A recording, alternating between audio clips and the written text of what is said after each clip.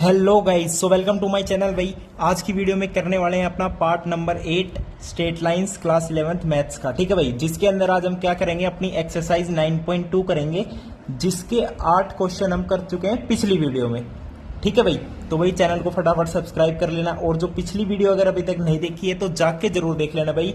सारी videos important है, एक नंबर का अपना चैनल चल रहा है, चैप्टर भी चल रहा है। ठीक है भाई, तो एक्सरसाइज 9.2 अपनी रिज्यूम करते हैं क्वेश्चन नंबर 9 के साथ। ठीक है भाई, क्वेश्चन नंबर 9 देखो क्या है भाई। टॉपिक तो पता है ना क्या चल रहा है स्ट्रेट लाइंस में, किस टॉपिक से, कि equation of line, form of equation of line. हम इक्वेशन ऑफ लाइन को फॉर्म कर रहे हैं यूजिंग बहुत सारे मैंने समझाए थे, slope form, point intercept form, ऐसे।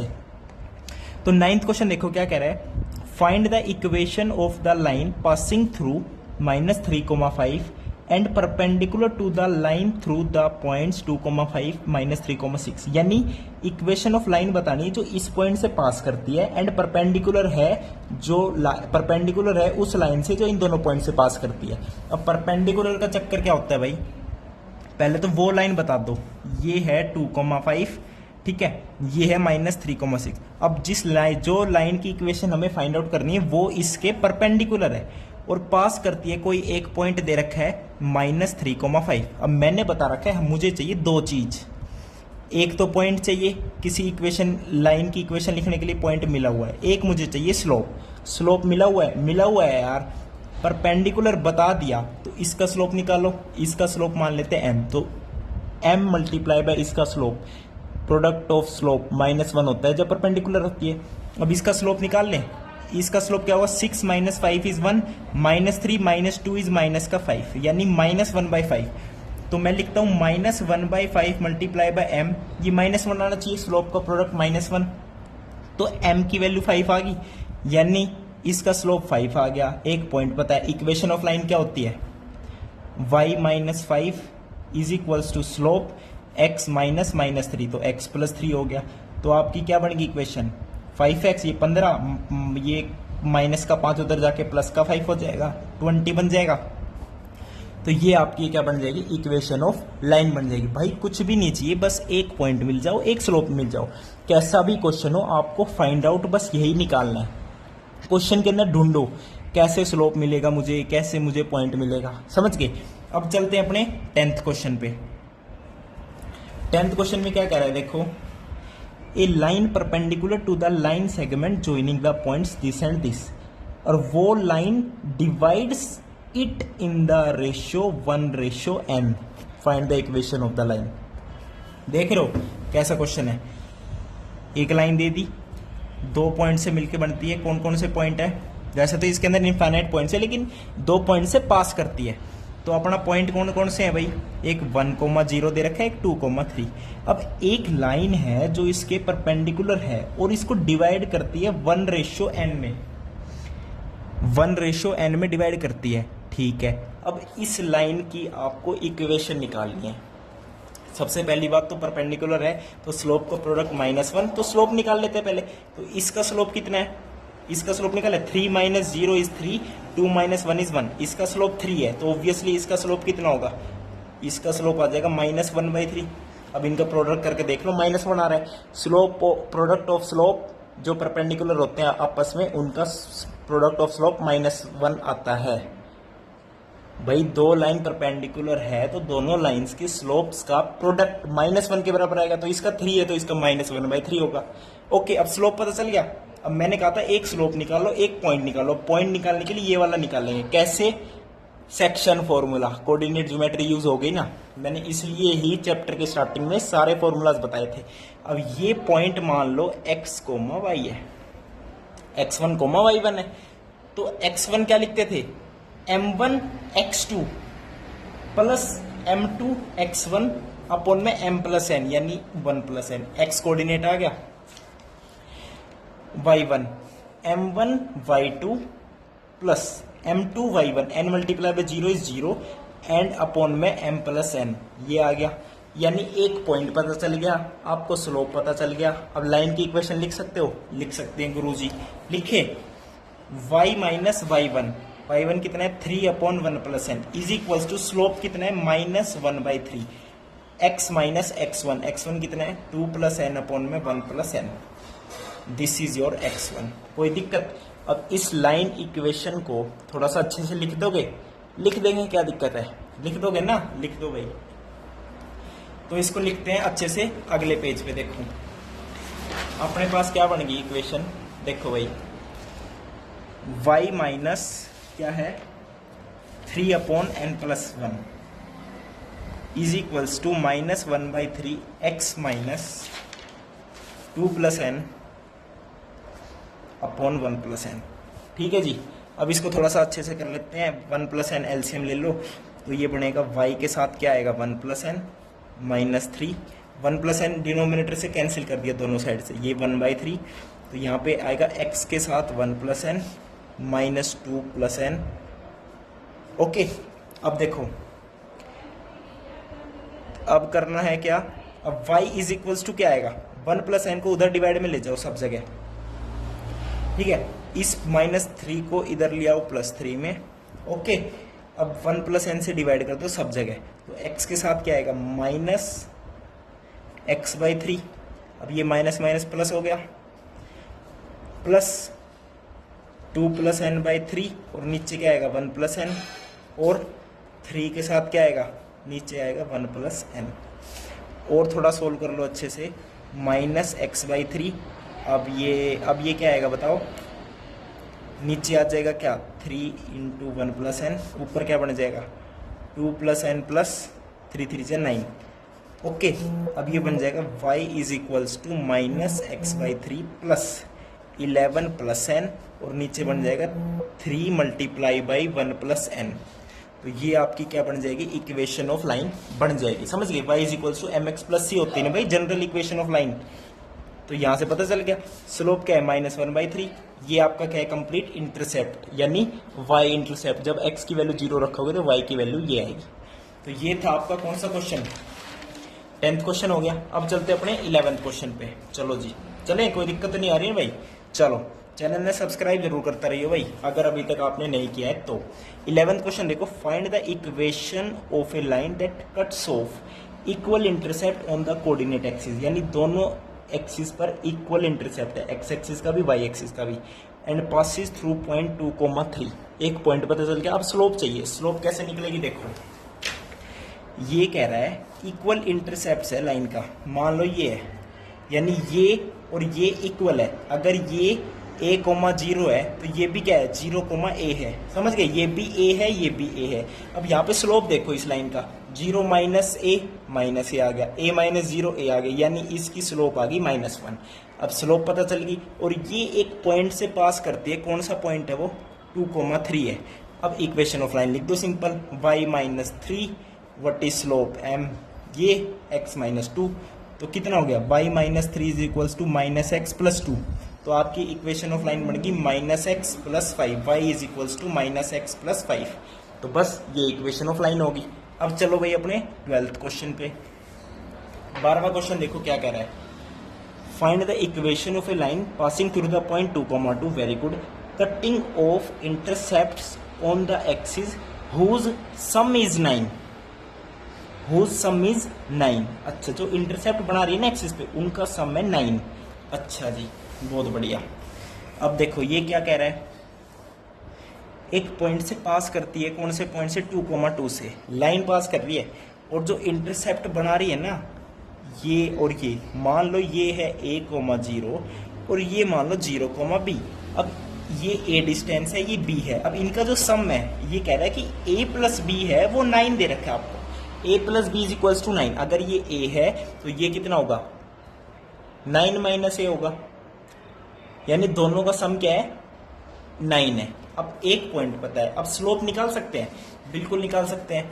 मान लो मैं बोल लूँ 2 - 0, पहले इन दो पॉइंट से स्लोप निकालता हूँ। 2 - 0 = 2 अपॉन में 2 - a, ये भी स्लोप है। अब इन दोनों पॉइंट से भी स्लोप निकाल सकता हूँ, कैसे निकालूंगा 2 - b, 2 माइनस, अब b को क्या लिख सकता हूँ इधर से, b is equals to 9 - a, तो 2 - 9 - a अपॉन में 2 - 0 इज 2। अब क्रॉस मल्टीप्लाई कर दो, 2 × 2 = 4 इज इक्वल्स टू, ये क्या बन जाएगा, न्यूमरेटर क्या है इसका a-7, ठीक है। इसको मैं क्या लिख रहा हूँ, a-7 बनेंगे, नहीं, माइनस माइनस प्लस a-7। अब a-7 multiply by 2 minus a, तो 4 is equals to 2a minus a square minus 14 plus 7a।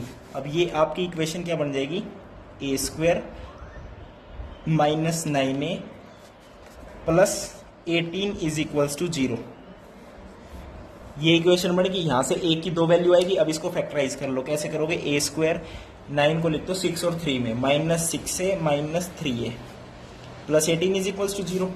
a common ले लो, a माइनस 6 माइनस 3 कॉमन ले लो, a माइनस 6।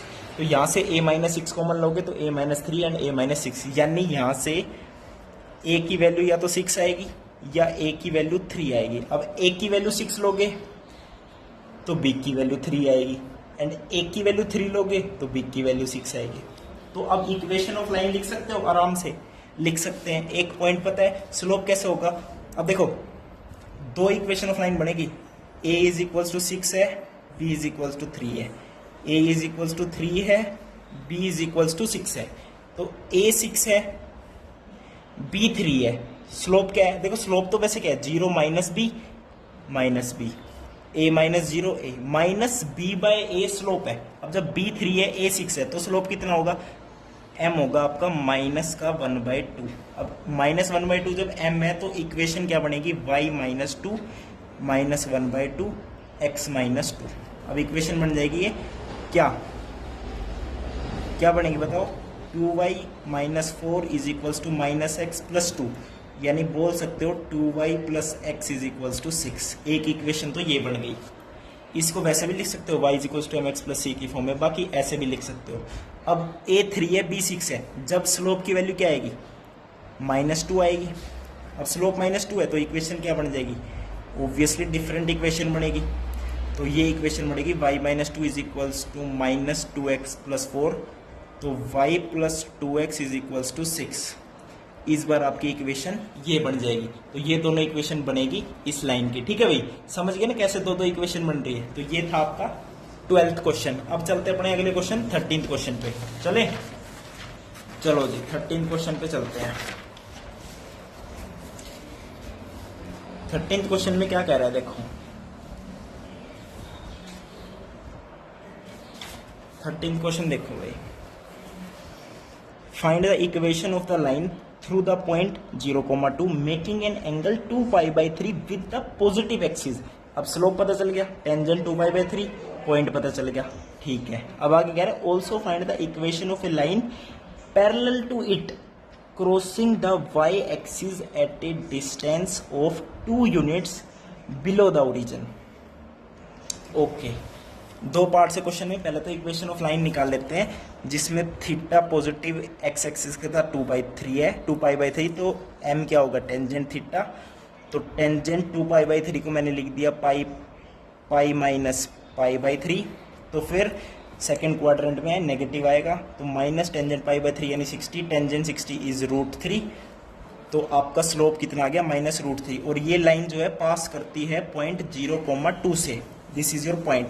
तो इक्वेशन ऑफ लाइन क्या होगी, y minus 2 is equals to minus √3 x minus 0। तो y minus 2 is equals to minus √3x। तो बोल सकते हो y is equals to minus √3x plus 2। ये आपकी उस लाइन की इक्वेशन आ गई जो फर्स्ट पार्ट में कह रहा है। अब कह रहा है एक लाइन है जो इस लाइन के पैरेलल है। पैरेलल है तो ऑब्वियसली स्लोप सेम होगा। देखो ये क्वेश्चन का फर्स्ट पार्ट है।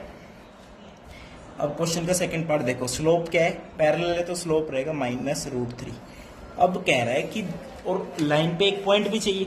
पॉइंट कह रहा है crossing the y axis at a distance 2 units below the origin. अब ओरिजिन के नीचे, origin this is below the origin 2 units. तो ऑब्वियसली मान लो ये पॉइंट है 2 यूनिट्स वाला, तो ये पॉइंट क्या होगा, 0,-2 होगा। तो पॉइंट पता है, स्लोप पता है। तो इक्वेशन ऑफ लाइन क्या होगी बताओ, y plus 2, y minus minus 2 होएगा, ठीक है, is equals to minus √3 x minus 0। तो आपकी इक्वेशन ऑफ लाइन बन जाएगी y plus 2 is equals to minus √3x। तो y is equals to minus √3x minus 2। तो this is your equation of line which is parallel to this line.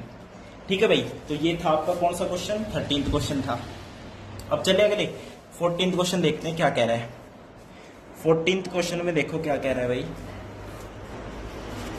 देखो, perpendicular from the origin to a line meets it at a point -2,9, find the equation of the line. अब देखो, perpendicular from the origin to a line meets it at a point -2,9, find the equation of the line. समझ रहे हो क्या कह रहा है, दोबारा पढ़ लो। परपेंडिकुलर फ्रॉम द ओरिजिन कह रहा है, ओरिजिन से परपेंडिकुलर। देखो, ओरिजिन से एक परपेंडिकुलर, आगे पढ़ो क्या कह रहा है। To a line meets it, अब एक लाइन पे परपेंडिकुलर जा रही है ओरिजिन से, to a line meets at a point -2,9, ठीक है जी। तो कह रहा है find the equation of the line. अब लाइन कौन सी है, जिस लाइन को ये मीट कर रहा है, यानी ये वाली लाइन है एल।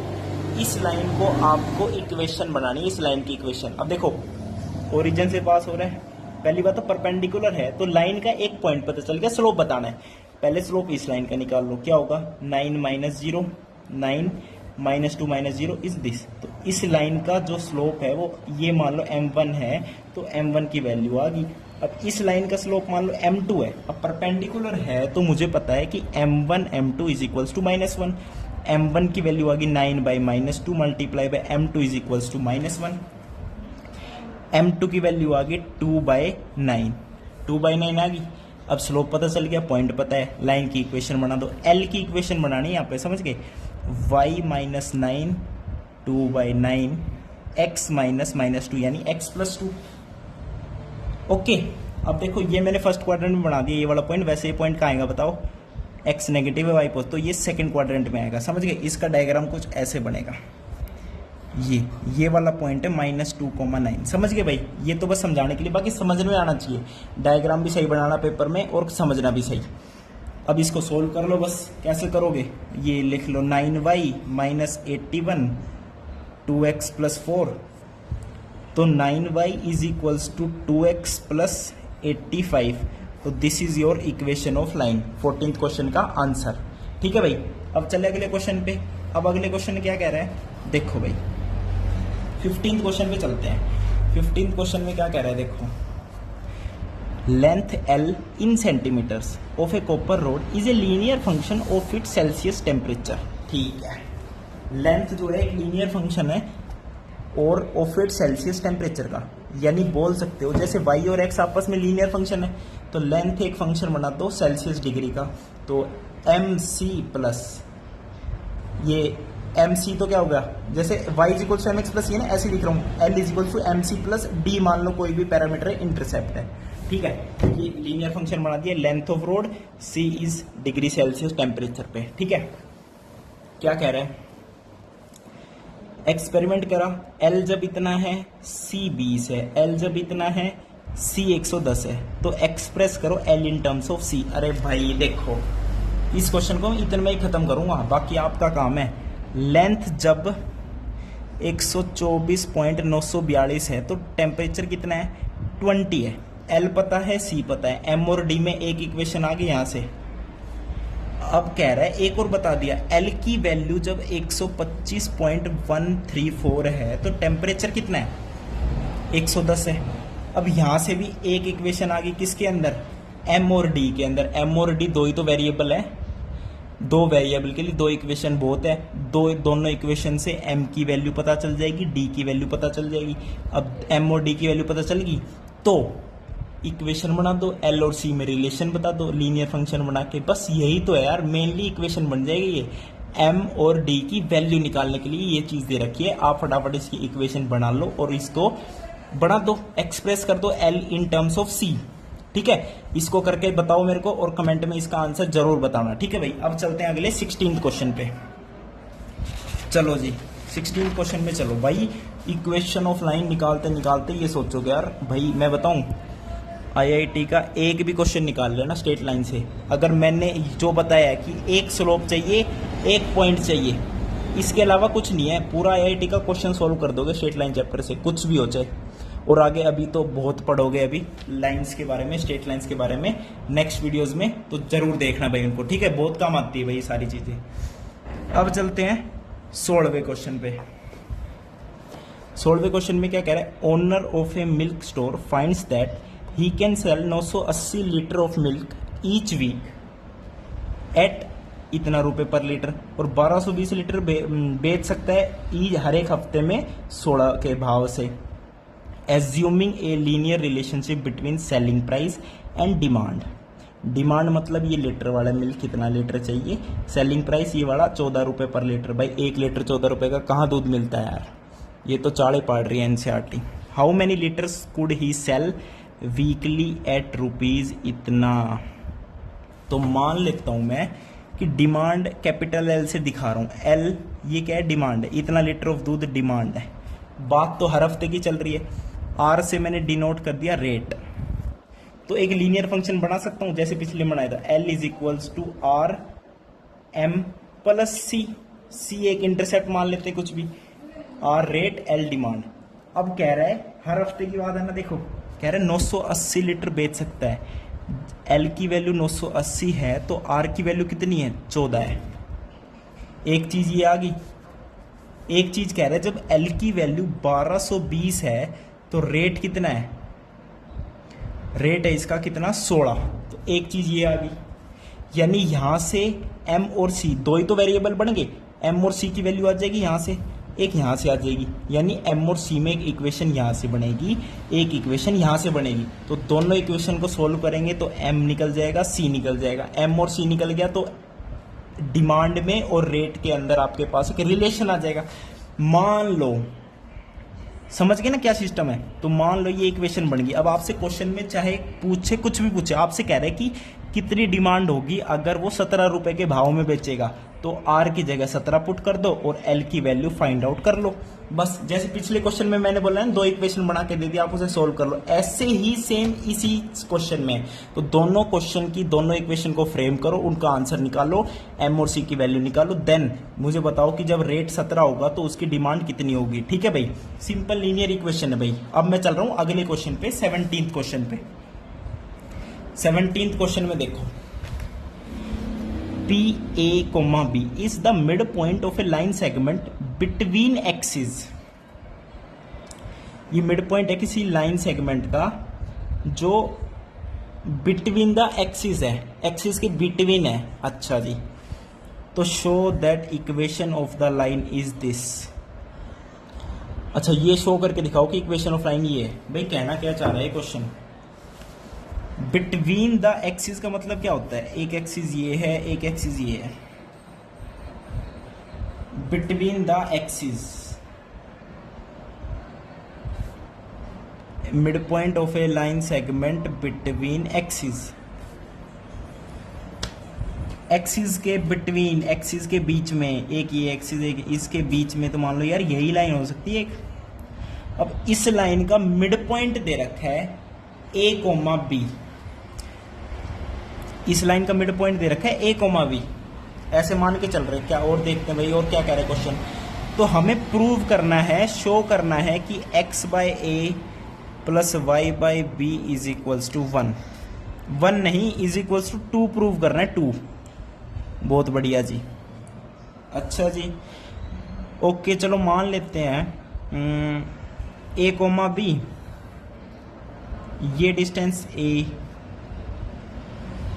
ये डिस्टेंस बी,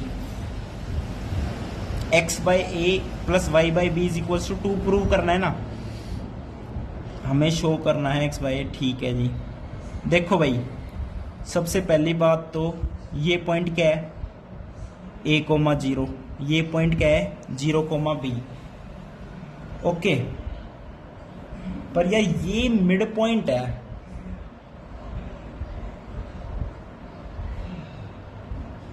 ये क्या है, मिड पॉइंट है।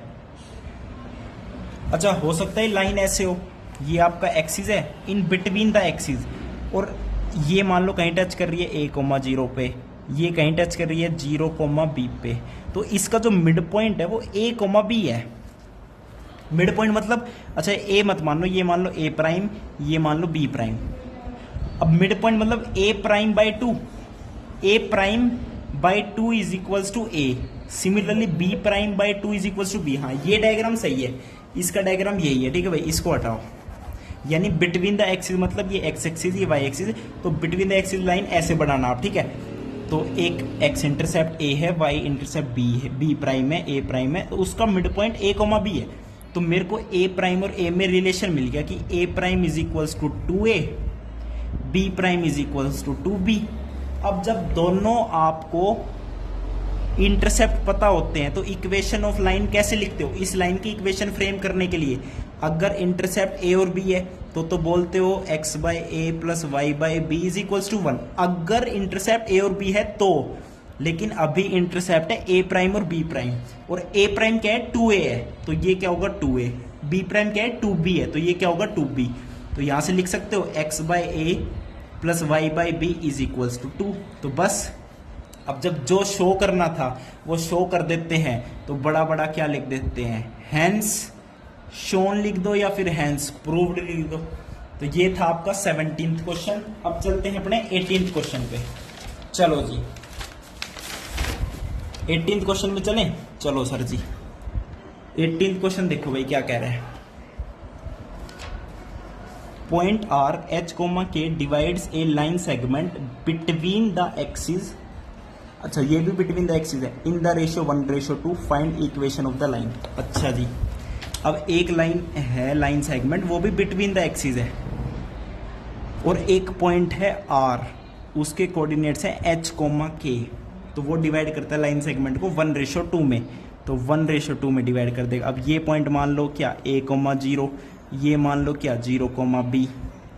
अब h को क्या लिख सकता हूं, h को h is equals to m1x2 a आ गया प्लस m2x1, ये तो 0 आ गया, अपॉन में m प्लस n, 2 + 1 = 3। यानी बोल सकते हो कि a की वैल्यू कितनी आ गई, 3h आ गई, a की वैल्यू 3h आ गई। सिमिलरली k को क्या लिखूंगा, m1/2 0, m2y1 यानी 2b, अपॉन में m प्लस n आ गया 3।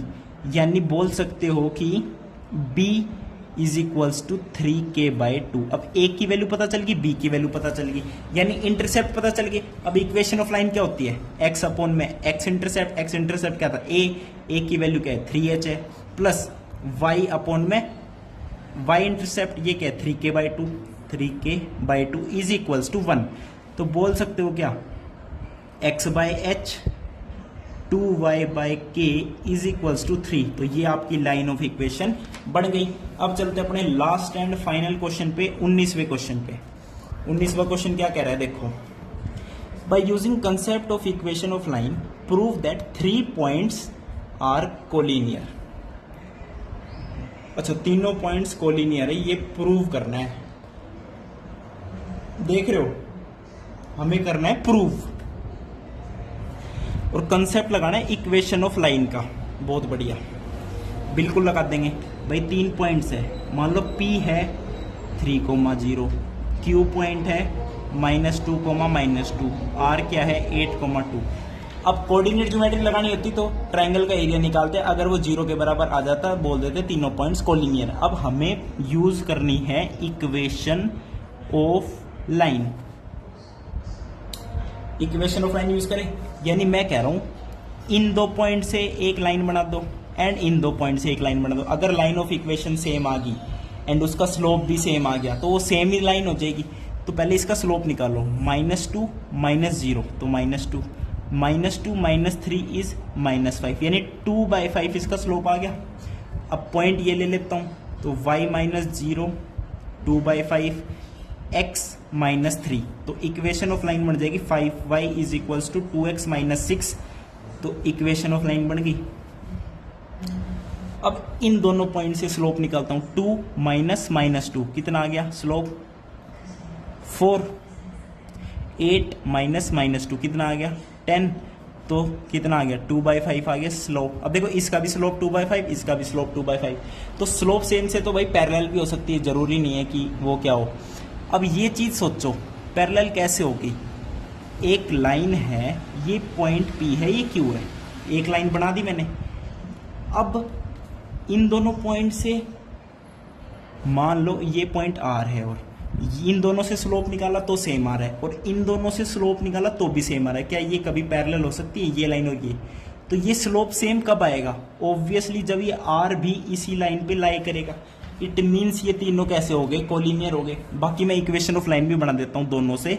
मान लो इससे निकालते इक्वेशन ऑफ लाइन, तो y minus minus two is y plus two, slope is 2/5 x plus two, तो 5y plus 10 is equals to 2x plus 4, तो 5y is equals to 2x minus 6। अब देखो ये लाइन भी सेम है, ये line भी सेम है एंड स्लोप तो ऑब्वियसली सेम है, तो ऑब्वियसली बोल सकते हैं तीनों पॉइंट्स एक ही लाइन पे लाई करते हैं। तो हेंस PQR क्या है? तीनों कोलिनियर है। तो भाई ये थी आपकी एक्सरसाइज 9.2। वीडियो देखने के लिए बहुत बहुत धन्यवाद। थैंक यू, नमस्कार।